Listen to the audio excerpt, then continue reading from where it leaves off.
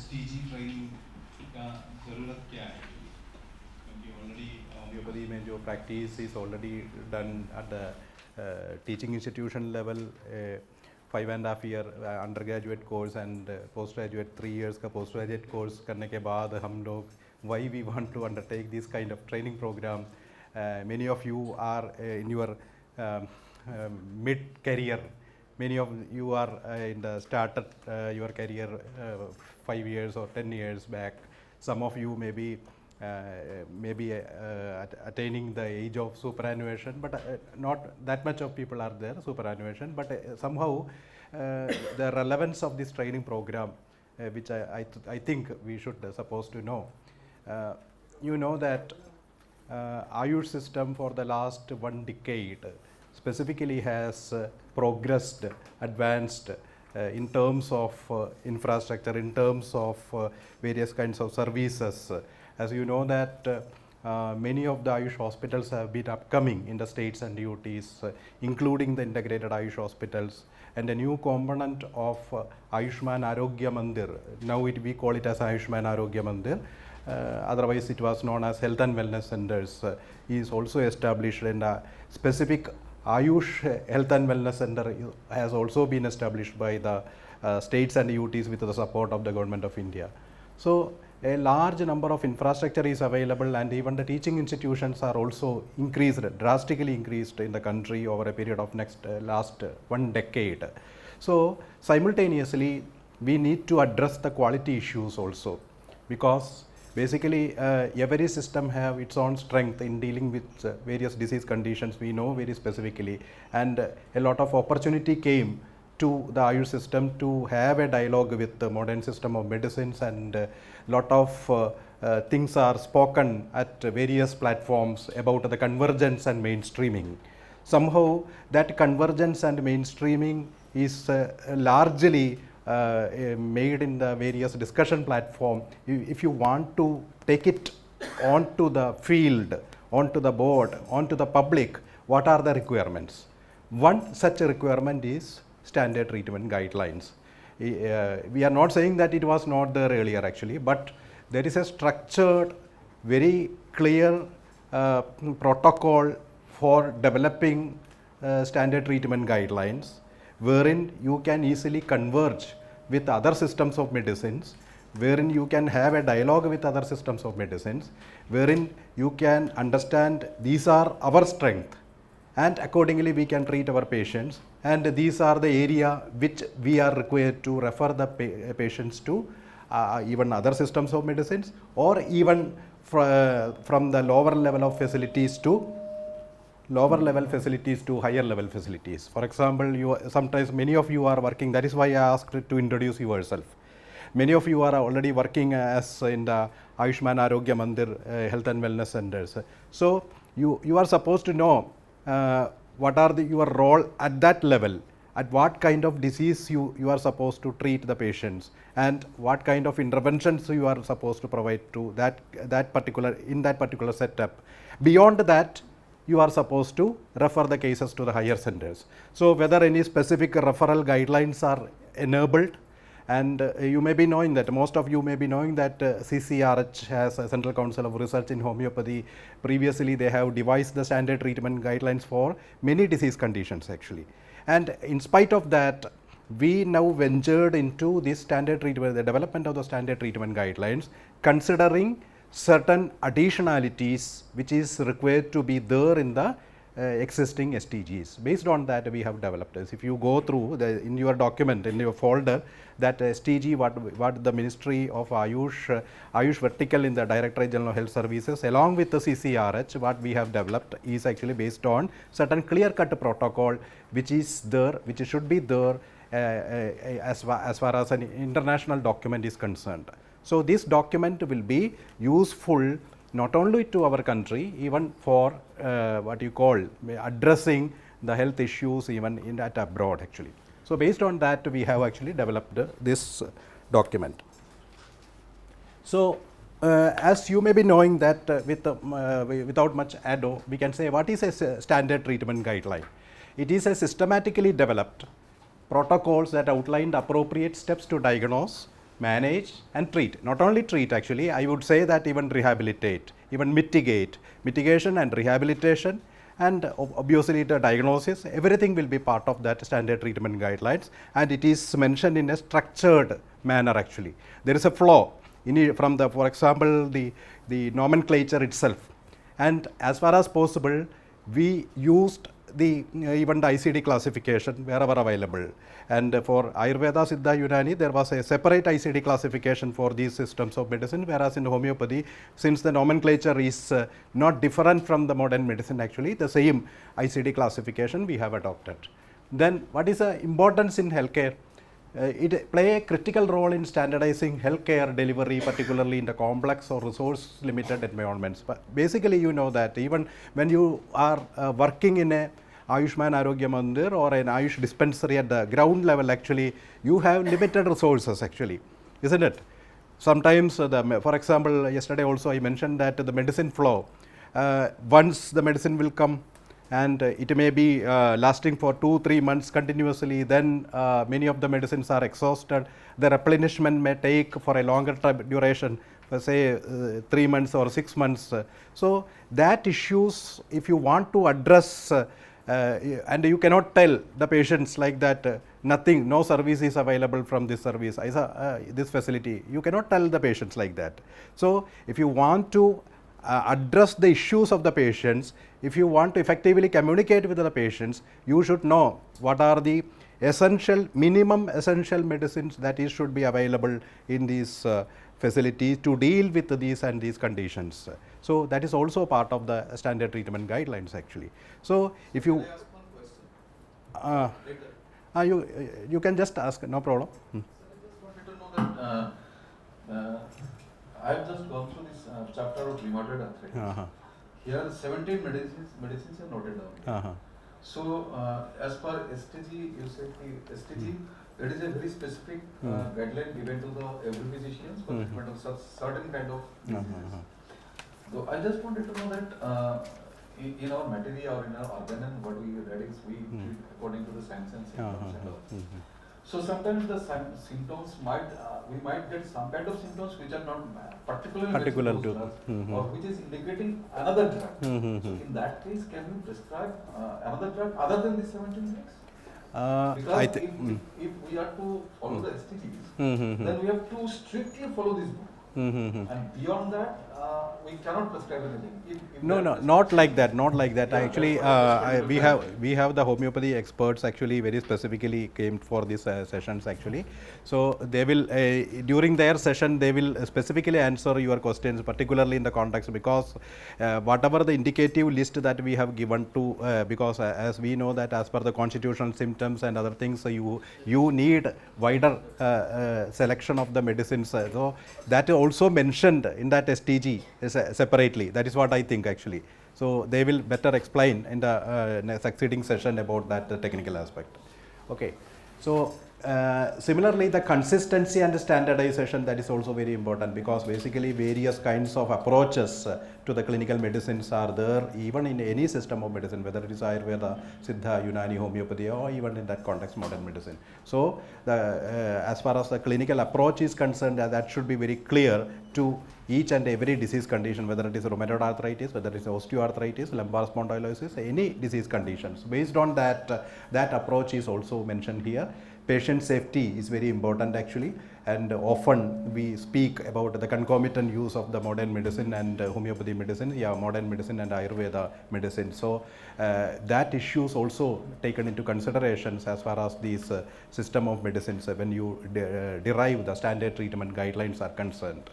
Then resource optimization, as I mentioned just now, that the lower level facility, what are the minimum essential medicines available in the lower level facility, with that how we can treat the patients. And Ministry has already published the Indian Public Health Standards for different set of different tiers of healthcare facilities, Ayushman Arogya Mandir and different levels of Ayush hospitals also. There also we have suggested, that is what your answer, there will be an answer to your question, because in public health facilities, if the government notifies certain essential medicines, that list, as far as possible, actually the medicines should be taken from that essential drug list, because the government will supply as per the essential drug list only.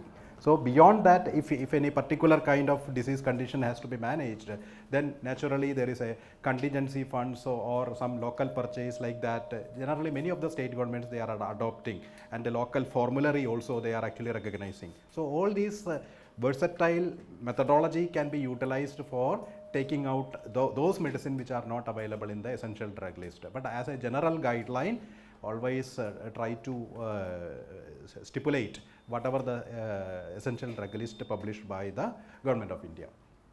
Similarly, the evidence-based practices, whatever STG, because this has gone through extensive consultative process. In the succeeding slides, it will be coming that extensive consultative process has been taken for this preparation of the standard treatment guidelines. There was a national steering committee, there was a working groups where there after preparation of these guidelines, there was an editorial board consisting of different experts from different homeopathy education institutions, field level practitioners, even the eminent private practitioners which generally acclaimed to be and recognized by the Government of India. So everybody has been included, and there was a secretariat formed in the Central Council of Research in Homeopathy. So this is a collective wisdom, collective effort from various experts to devise this standard treatment guidelines. Then can it lead to better patient outcomes? Yes, definitely, because basically when you study the homeopathy for that practice, for that matter, actually any kind of medical systems in the 5.5 year undergraduate courses, even up to the postgraduate courses, many of the nuances of the public health, many of the clinical variations, you may not be understanding actually at that level. So later, through experience, you gain that wisdom actually. So when you gain that wisdom through experience, there is a need of standardization actually.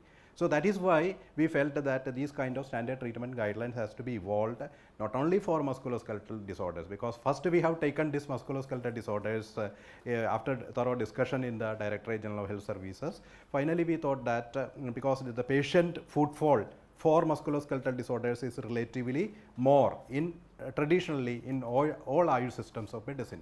That is why we have taken these 6 disease conditions.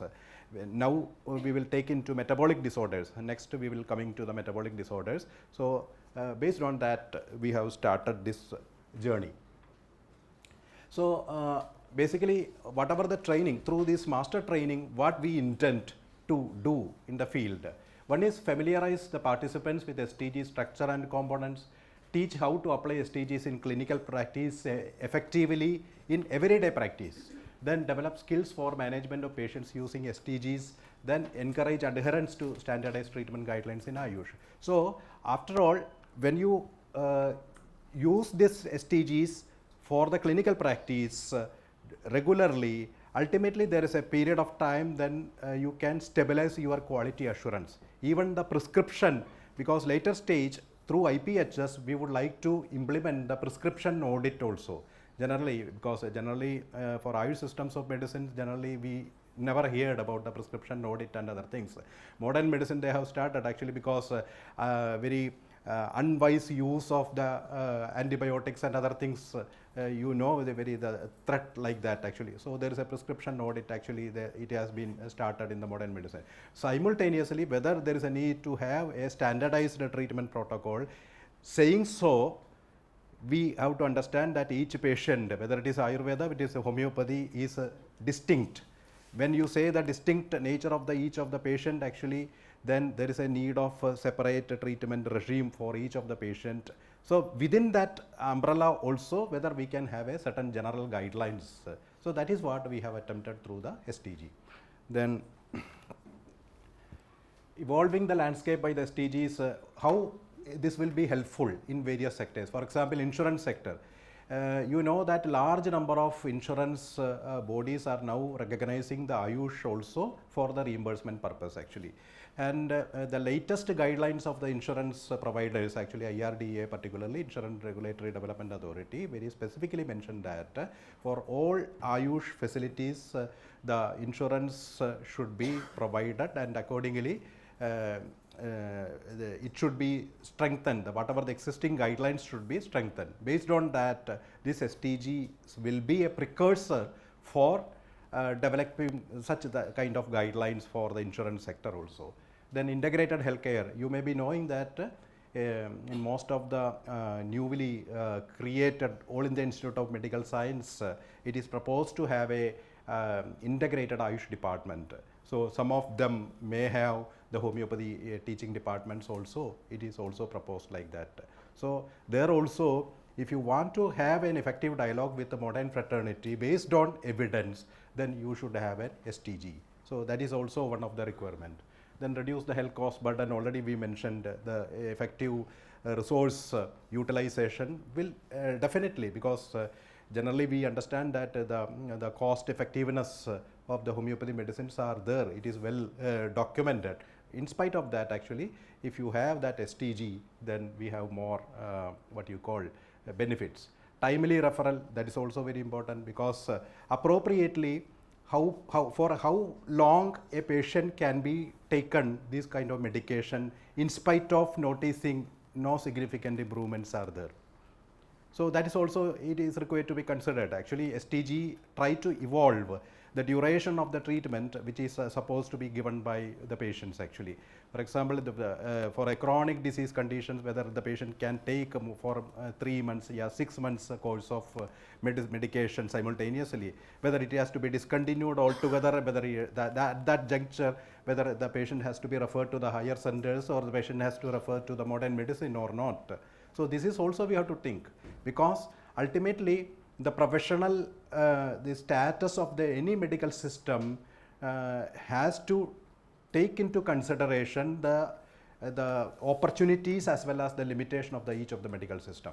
So until and unless that approach is not developed, then we cannot say that we are fully professional in our role. So based on that, actually the STGs will also try to define the appropriate course of action and where to refer the cases, what are the red flag signs. A new categorization we have introduced as a red flag signs.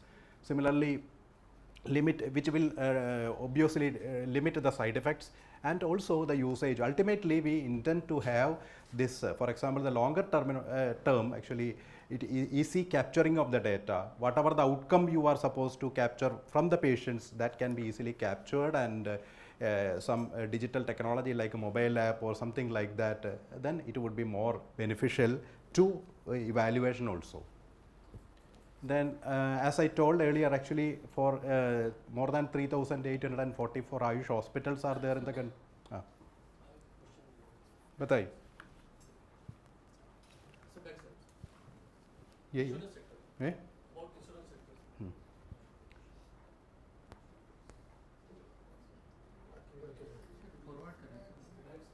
एक minute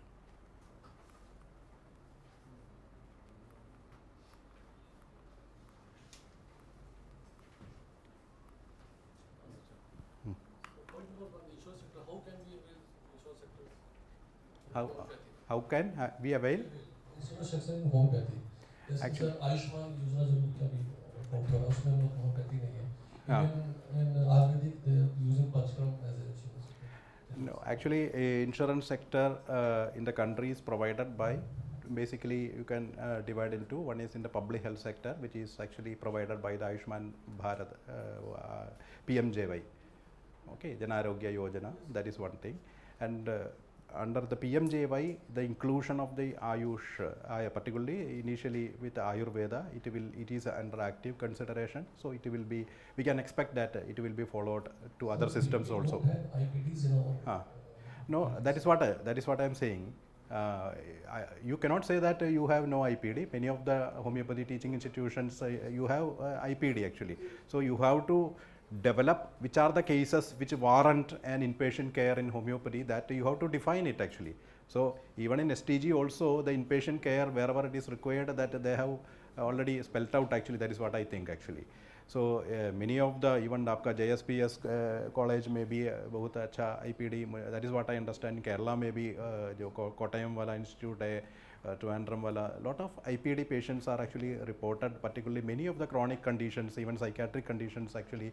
So ऐसा नहीं है IPD strength homeopathy के लिए नहीं है, but many of the relatively it may be less actually in consideration to Ayurvedic intervention, particularly Panchakarma का strength के अनुसार या चारसूत्र के strength के अनुसार आयुर्वेदा system में तो inpatient care के लिए scope ज़्यादा है, that is true, but that does not mean that homeopathy is not having IPD. Okay, so insurance sector में भी आएगा, अभी homeopathy आएगा. ठीक है Sir, हाँ बताइए. the thing is, sir, since STG has come up in Ayush, so can we expect that the quality assurance chapter is also going to be implemented in it? Definitely. Because insurance company, unless and until my hospital is quality certified, either by NLH or some of the NQAS. Exactly. Actually, say there are two things at the central government level. Ministry of Ayush initiated that NABH accreditation for the various healthcare facilities, particularly Ayushman Arogya Mandir we have largely taken up. So now ministry is coming with even the Ayush hospitals also, they will come up with.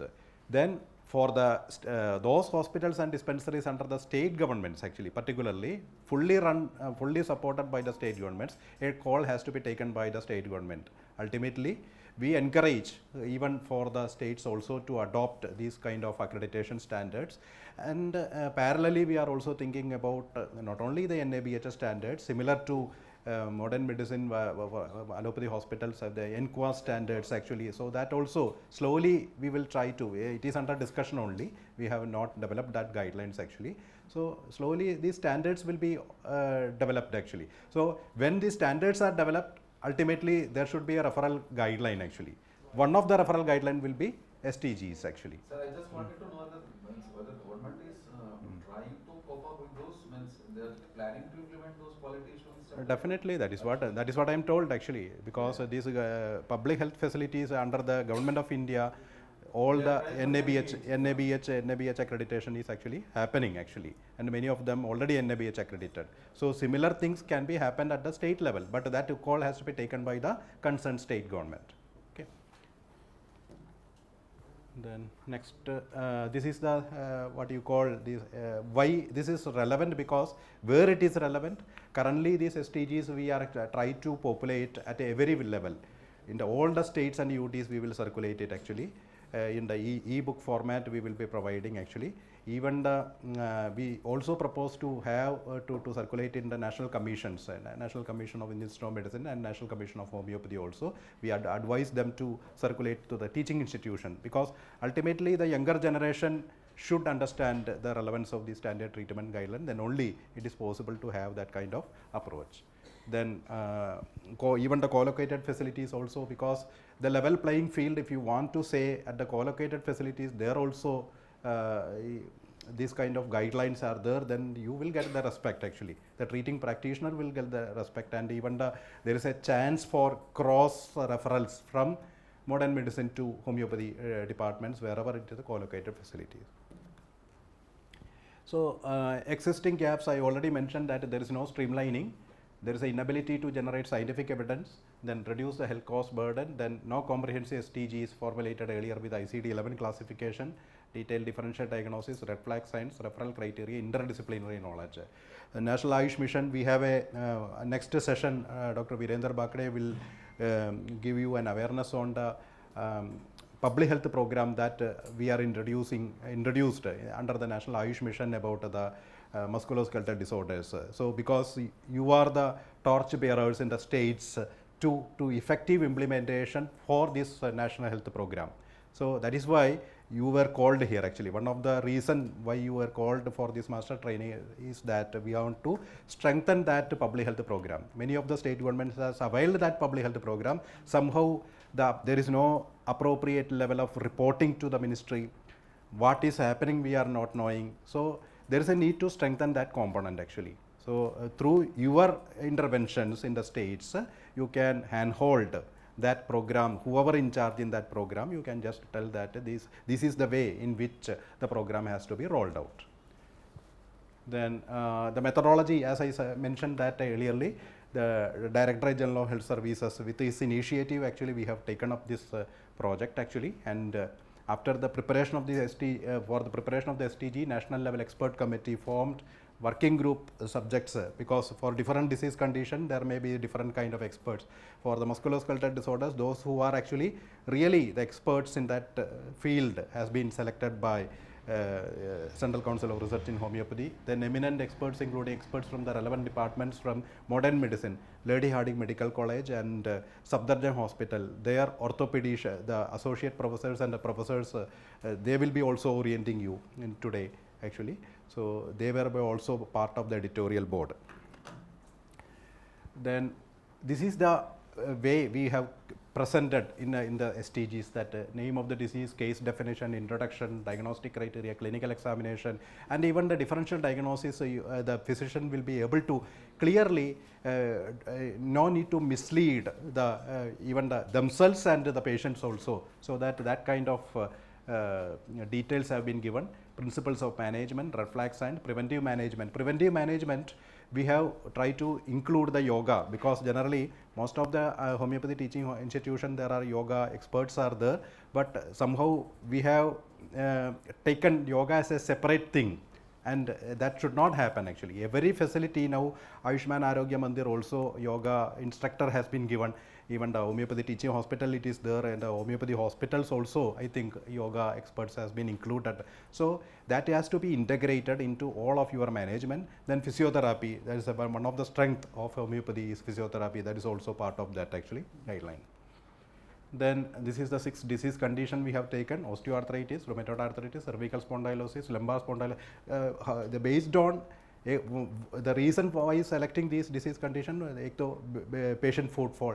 Second one is comparative advantage of traditional medicine in dealing with these conditions, particularly the fibromyalgia. There is no very specific what you call the treatment regime adopted, and the successful treatment regime adopted in the conventional manner actually. So that is why we say that in traditional medicine there are certain effective remedies for managing these conditions. Accordingly we have taken. So this is in e-book format. Then it will be disseminated to all the medical offices. Then ICD 11 chapter module 2 may not be relevant to you, because that is for the Ayurveda, Siddha and Unani only.